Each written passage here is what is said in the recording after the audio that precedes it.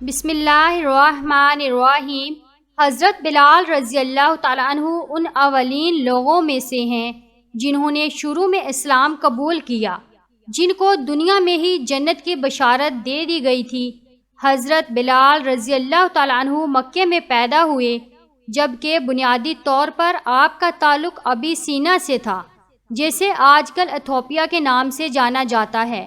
آپ صلی اللہ علیہ وسلم کے 3 برس بعد پیدا ہوئے۔ آپ کا پورا نام بلال بن ابی رباح ہے۔ ان کی والدہ کا نام روایات میں حمامہ آیا ہے۔ صحابہ اور روایات کے مطابق ان کا رنگ سیاہ تھا، قد اونچا اور کسی قدر دبلے پتلے تھے، لیکن جب صحابہ ان کی خصوصیات بتاتے تو کہتے تھے کہ وہ صادق القلب تھے، ایک ایسے انسان جنہوں نے سب کچھ محنت اور جدوجہد سے حاصل کیا، اور یہ سب اللہ اور اس کے رسول صلی اللہ علیہ وسلم کی محبت کا نتیجہ تھا۔ آپ صلی اللہ علیہ وسلم کی جانب سے حضرت بلال کو 2 لقب یا 2 خدمات عطا ہوئی، ایک الخازن یعنی خزانچی، دوسرا موزن رسول صلی اللہ علیہ وسلم۔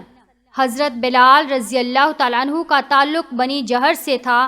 ان کے والدہ ایک غلام تھی جن کو امیہ بن خلف نے خریدا تھا۔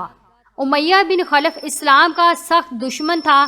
جب حضرت بلال رضی اللہ تعالیٰ عنہ اسلام لائے تو حضرت بلال رضی اللہ تعالیٰ عنہ پر ظلم کرنا امیہ بن خلف کا روز کا معمول بن گیا تھا۔ جنت حضرت بلال رضی اللہ تعالیٰ عنہ کا انتظار کرتی ہے۔ ایک مسلمان کی حیثیت سے ہم جنت کا انتظار کرتے ہیں، جبکہ خود جنت حضرت بلال کا انتظار کرتی ہے۔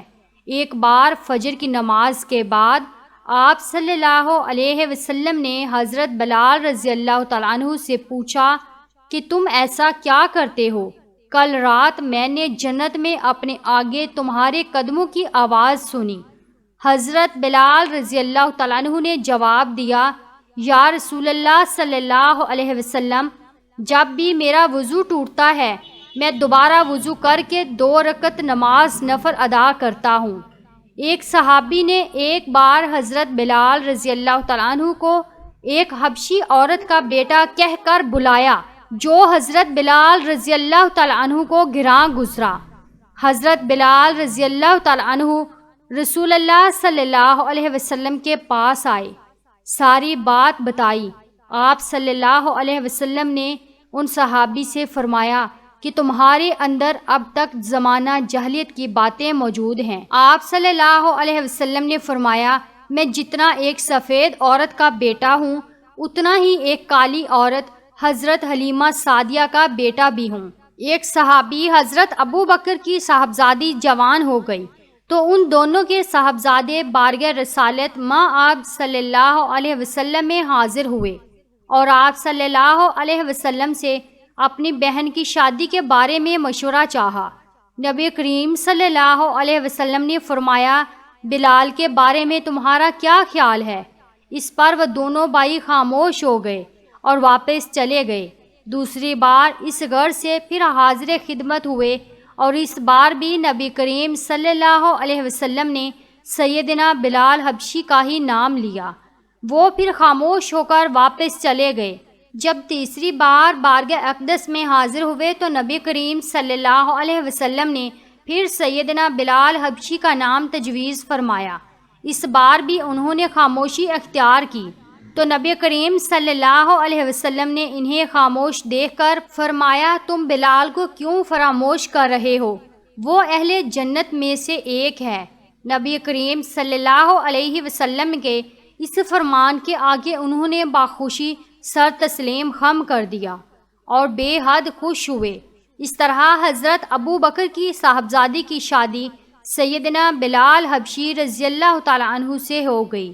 یوں سیدنا بلال حبشی کی ازدواجی زندگی کا آغاز ہوا، لیکن اپنے آقا صلی اللہ علیہ وسلم کی خدمت اور دینی معاملات میں ہرگز اسے حائل نہیں ہونے دیا۔ سیدنا بلال حبشی رضی اللہ تعالیٰ عنہ کی زوجہ محترمہ بھی انتہائی نیک اور پرہیزگار خاتون تھی۔ آپ کی یہ پاک باز بیوی ہمیشہ شوہر کی اطاعت اور وفا کا عملی نمونہ پیش کرتی رہی۔ عام طور پر اہم امور میں سیدنا بلال حبشی کی دلجوئی اور خوشنودی کو اپنا مقصد حیات تصور فرماتی تھی۔ اس خوشگوار زندگی میں بہت کم تلخی کے مواقع آئے۔ سیدنا بلال حبشی بھی بہت اچھے شوہر ثابت ہوئے۔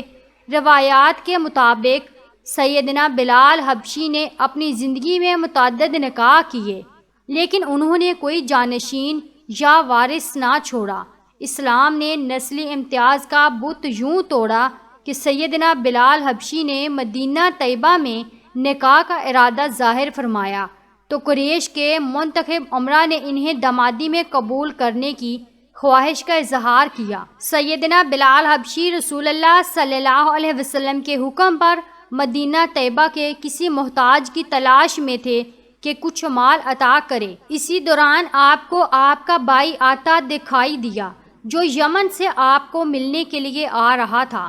جب آپ کے قریب پہنچا تو کہا، تم کہاں سے آ رہے ہو؟ سیدنا بلال کے بھائی نے جواب دیا، میں یمن سے آ رہا ہوں، رشتے کی تلاش میں ہوں، کہیں میرا نکاح ہو جائے، کیا کوئی بات بنی؟ سیدنا بلال حبشی نے پوچھا، لوگ کہتے ہیں تو عربی ہے اور چاہتا ہے یمن میں رشتہ ہو جائے، لیکن جب مجھ سے پوچھا تمہارا تعلق کس قبیلے سے ہے، تمہارا حسب و نسب کیا ہے، تو میں نے صحیح صورتحال بتا دی کہ میں حبشی ہوں، مکہ میں پیدا ہوا، بلال بن رباح کا بھائی ہوں۔ یمنیوں نے جب آپ کا نام سنا تو کہا، بلال کو بلا لاؤ، اگر وہ تمہارے لیے فرما دیں تو ہم تمہیں رشتہ دینے کو تیار ہیں، اس لیے میں اتنا طویل سفر طے کر کے حاضر ہوا ہوں۔ سیدنا بلال حبشی نبی کریم صلی اللہ علیہ وسلم سے اجازت لے کر اپنے بھائی کے ساتھ یمن روانہ ہو گئے۔ دونوں بھائی سفر کر کے رات کے وقت یمن میں پہنچے۔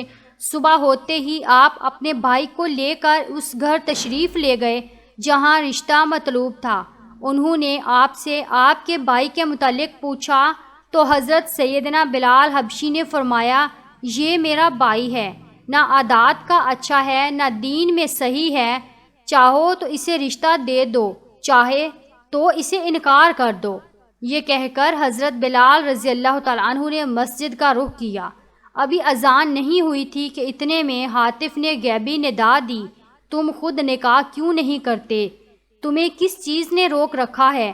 اللہ تعالیٰ نے تمہیں دنیا دولت سے بھی نوازا ہے، اب تم آزاد بھی ہو، جبکہ اس سے قبل تم غلام تھے۔ سیدنا بلال حبشی ہاتف غیبی پر سوچ میں پڑ گئے۔ آخر فیصلہ کیا کہ ضرور نکاح کرنا چاہیے۔ نماز سے فراغت کے بعد احباب سے مشورہ کیا کہ کس سے رشتہ لیا جائے۔ طے پایا کہ آپ کا رشتہ ہند الخولانی سے موزوں ہے۔ آپ ہند الخولانی کے رشتہ داروں کے پاس تشریف لے گئے اور فرمایا، میں بلال ہوں، رسول اللہ صلی اللہ علیہ وسلم کا صحابی ہوں، میں حبشی غلام تھا، گمراہی میں مبتلا تھا، اللہ نے مجھے ہدایت بخشی، اور غلام تھا، اللہ نے آزادی بخشی، رشتہ دو تو الحمدللہ، ورنہ اللہ کافی ہے۔